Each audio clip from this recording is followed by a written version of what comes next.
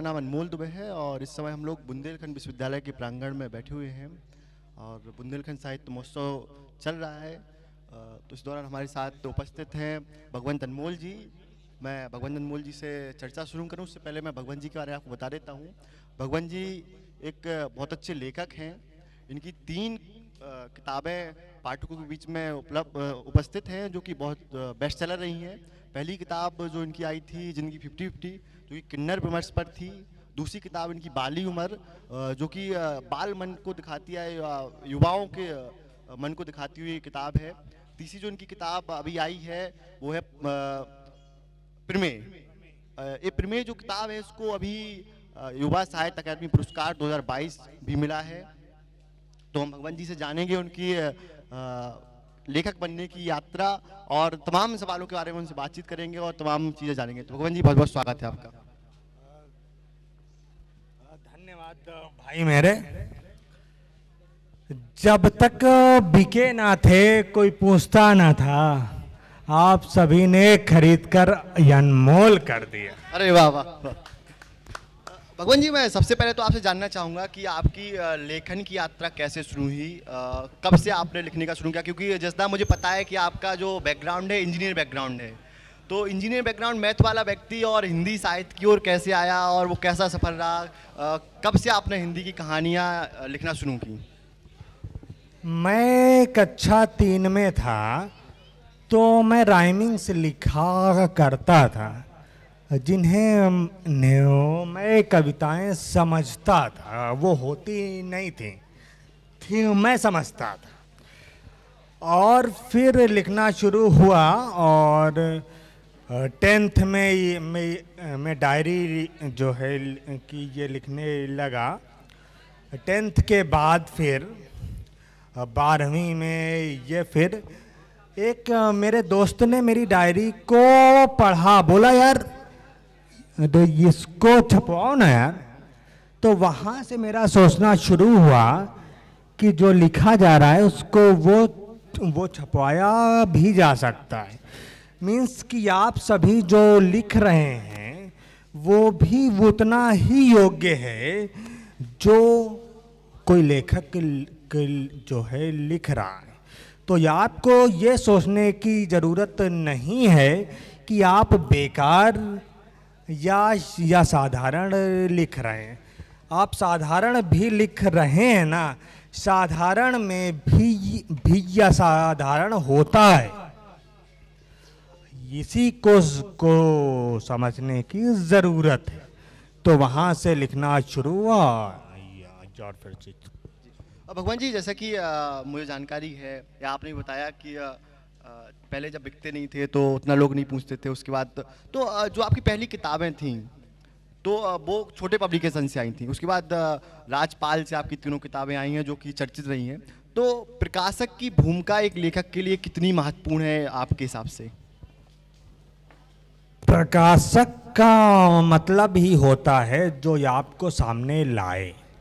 जो आपसे रुपए लेना वो अंधकारक है, वो प्रकाशक नहीं है। नंबर एक चीज, जो आपसे रुपए ले उसके जो पाठक या ग्राहक हैं वो या आप हैं, कोई दूसरा नहीं है।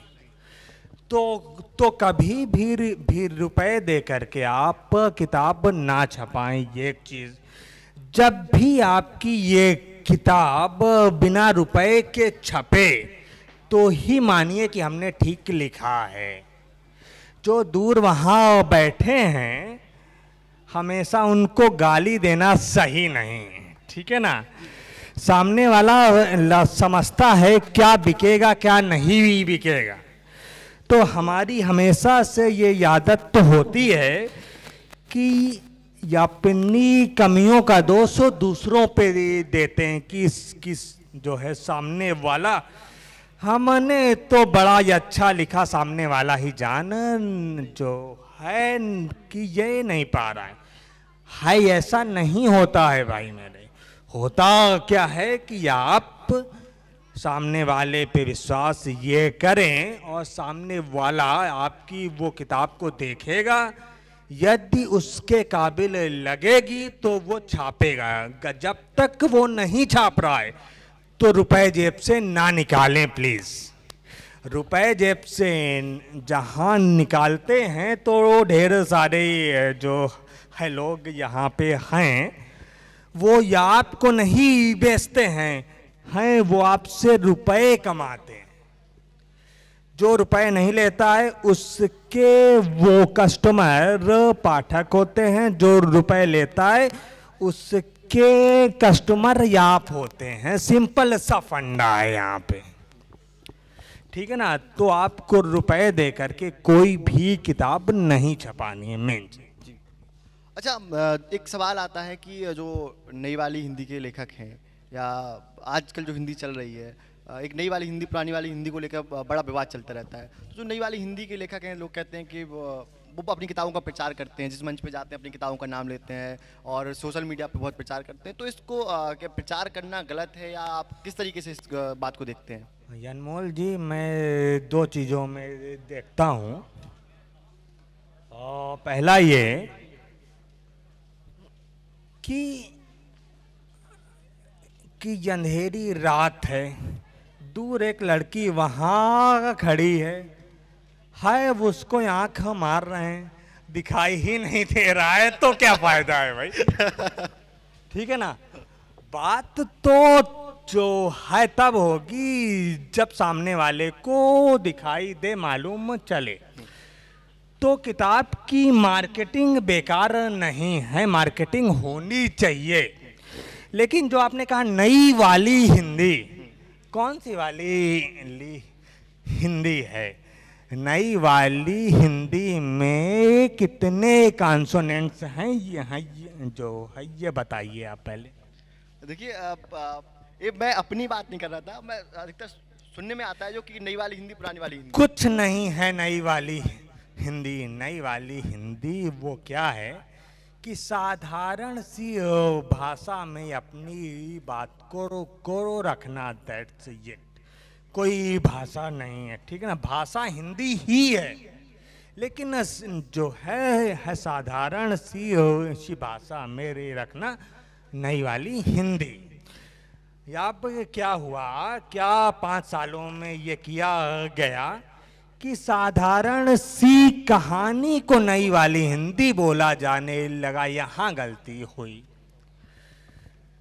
आप 1960 से कोई भी किताब देख लें, पॉपुलर जो है कि वही है जो साधारण सी भाषा में बेहतरीन सी कहानी लिखी गई है, और कठिन सी भाषा में बेहतरीन सी कहानी पॉपुलर नहीं।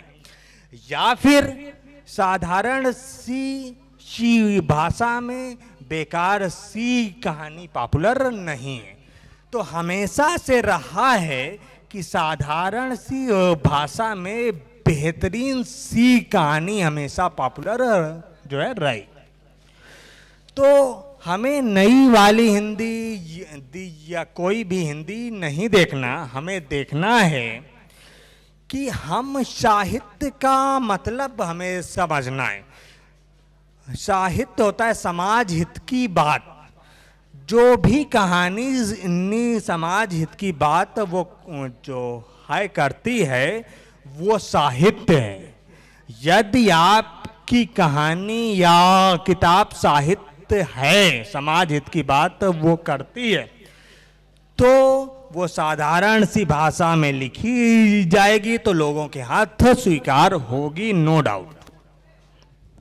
अच्छा भगवान जी, जैसा कि आपकी 3 किताबें तो राजपाल से आई और चर्चित हैं, इसके पहले भी 2-3 किताबें आपकी आई थीं जिनके बारे में कम चर्चा हुई। तो एक चीज़ है कि आपको बालकृष्ण भट्ट पुरस्कार भी मिला, ठीक है, बालकृष्ण शर्मा, सॉरी शर्मा, हाँ। और इसके बाद अभी युवा साहित्य अकादमी पुरस्कार भी मिला। कई विश्वविद्यालयों में आपकी किताब ज़िंदगी 50-50 कोर्स के रूप में चलाई जाती है, उस पर शोध चल रहे हैं। तो इतना लिखने के बाद अब क्या लगता है, कितना लिख लिया है अभी और कितना लिखना है? जिंदगी का कोई डेस्टिनेशन होता नहीं है, कामयाबी का भी कोई डेस्टिनेशन होता नहीं है। हमें लगातार वो चलते रहना है और हमें चलते रहना है सही रास्ते पे। कामयाबी होती क्या है, सही रास्ते पे चलते रहना ही कामयाबी है। जो डेस्टिनेशन पे पहुंच वो जाता है वो तालाब का कछुआ बन जाता है। तो ज़िंदगी में कोई डेस्टिनेशन होता नहीं है, हमें हमेशा चलते रहना है, जीवन में आगे बढ़ते रहना है और हमें हमेशा बेहतर ही करना है। आज की डेट में हम ये माइक से बोल रहे हैं, किसी वैज्ञानिक ने ना बनाया होता तो हम ना बोल रहे होते। बिल्कुल। या रेल गाड़ी से हम ना आए होते तो हम यहाँ पे ना आ पाते, तो या चेयर पे ना बैठे होते। तो हम सभी का उद्देश्य होना चाहिए कि साहित्य के माध्यम से हो, अपने काम के माध्यम से हो, आने वाली पीढ़ी को बेहतर दे के जाना है, वो किसी भी माध्यम से हो। अच्छा, जैसे कि आपने बहुत अच्छी बात बताई। एक चीज़ मैं और आपसे जानना चाहूँगा कि जैसे कि आप फुल टाइम लेखन करते हैं, तो इसके लिए मतलब कई सारे आजकल एक ट्रेंड चल रहा है लोगों के बीच में कि वो फुल टाइम लेखन करेंगे, लेखन से ही अपना जीवन यापन करेंगे। तो फुल टाइम लेखन में क्या समस्याएं आपको सामने आती हैं? आप कोई व्यक्ति का फुल टाइम लेखन करना चाहता है तो किन बातों का वो ध्यान रखे, किन पहलुओं पर ध्यान रखे वो आपके हिसाब से? देखिए, साहित्य में देखिए, जब आप लिखना शुरू वो करते हैं तो जेब को पीछे छोड़ दें। आपको मालूम होगा कि देश का सबसे अमीर आदमी कौन है, बताएं आप। अडानी जी। या अडानी जी। नोबेल पुरस्कार जो है किसे दिया गया है? अभी नहीं, भारत में कैलाश सत्यार्थी। तो रुपए की कामयाबी जो है दूसरी होती है जी, जिंदगी की कामयाबी जो है दूसरी होती है। या आपको पूरा साफ जो है रहना है कि मुझे रुपए की कामयाबी वो पानी है या जिंदगी की कामयाबी पानी। जी। हम हकलाते रहे हैं, ठीक है, हम चाहते तो यहाँ पे ना बैठते, लेकिन हमें देश में 100 लाख लोगों को ये बताना है कि वो हकलाने की वजह से चुप ना बैठें, जीवन में आगे बढ़ते रहें। हमको ये दिखाना है कि आपके अंदर भी योग्यता है, बोलने की वजह से पीछे ना रहें, हमेशा अपनी बात को बोलें।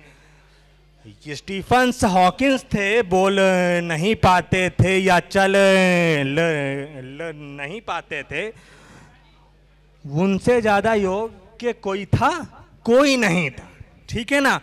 2 पैरों पे जो चलते हैं, भीड़ में गालियां देते हैं वो उनके सामने कहीं टिकते थे? नहीं टिकते थे। तो एक चीज की वजह से आपको पीछे नहीं रहना है जिंदगी में, या आपको अपनी सकारात्मकता को देखना है। हम आज की डेट में यहाँ बैठे हैं तो सिर्फ कि हम सही बोलेंगे तो सामने वाले को लगेगा हाँ सामने वाला ठीक हो सकता है तो हम भी ठीक हो सकते हैं। सामने वाला गलत ये बोलेगा तो वो बोल सकता है तो हम भी बोल सकते हैं। तो जिंदगी में आपको जो है सफलता के 2 पैमाने देखने हैं, एक रुपए का, एक जीवन का। यहाँ पे ज्यादातर लोग जो है ना रुपए का देख रहे हैं, जीवन का कोई नहीं देख रहा। जरा ये बताएं, आप पूजा करते हैं कोई भी तो ये मांगते हैं कि हमको ये जीवन में ये मिल जाए। जीवन के बाद भी एक जीवन है, वहां के बारे में कौन सोचता है भाई? कोई नहीं सोचता है। जबकि ये तो माया है, हमें में वही दिखता है जो हम चाहते हैं। जी। तो कामयाबी के दो पैमाने हैं, एक रुपए का, एक जो है जीवन का। आपको डिसाइड ये करना है, जीवन का जीना है या रुपए का जीना है। दैट्स सूर्य नारायण देव हमारे बिल्कुल सामने आ चुके हैं, तो वो हम लोग को बता रहे हैं कि थोड़ा सा जीवन के बारे में बता रहे हैं और जल्दी से सत्र अपना चर्चा खत्म कर लो, ये भी बता रहे हैं। तो मैं अंत में बस ये चाहूँगा कि बातें तो बहुत हैं करने को, लेकिन सूर्य नारायण देव बातें नहीं करने देंगे ऐसा लग रहा है। तो हमारे जो युवा दर्शक या युवा साथी जो आपको लाइव सुन रहे हैं या फिर हमारी वीडियो के माध्यम से देखेंगे, तो उनके लिए कोई एक संदेश। लास्ट बात, हमने सन 2012 से लिखना शुरू किया था। बड़े बड़े जगहों पे अपनी किताब लेके मैं गया था। तो मैं बोलता था बेस्ट सेलर ये किताब है, छापिए। 2012 में बोलते थे बेस्ट सेलर, क्या मट्ठे में से घी निकालने की वो कोशिश है? मट्ठा जो बनता है वो घी निकाल के ही बनता है, ठीक है ना। हमने कहा हाँ, किसी ने मुझे नहीं छापा।